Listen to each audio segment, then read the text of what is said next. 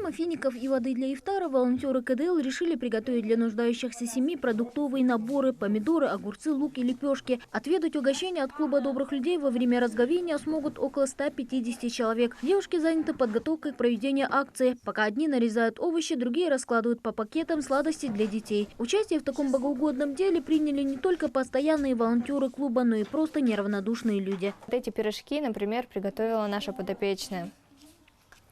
Мы ей купили продукты, она как бы сама со своими родственниками приготовила их и прислала нам сюда. Также в комплект нашего пакета входит вот такой контейнер с творогом и со сметаной. Этот творог и сметану нам прислала женщина с Яндери.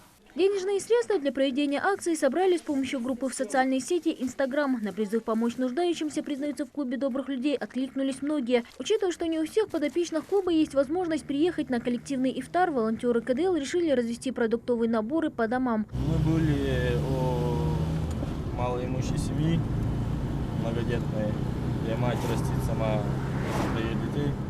Сейчас мы едем в селение Далаково, где тоже мать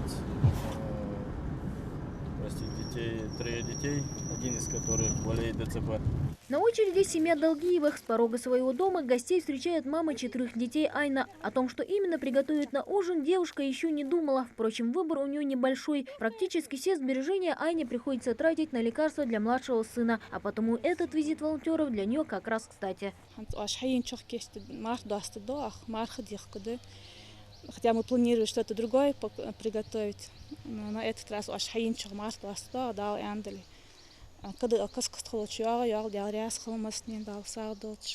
На начало ифтара чуть меньше 2 часов волонтерам КДЛ предстоит объездить половину республики для того, чтобы их подопечные смогли совершить полноценное разговение. А чтобы акция стала более масштабной, клуб добрых людей призывает всех неравнодушных принять в ней участие. Девушки могут воспользоваться своими кулинарными способностями, а юноши заняться развозом продуктов питания. Мадина Пугоева, Майрбек Миржоев, Новости 24.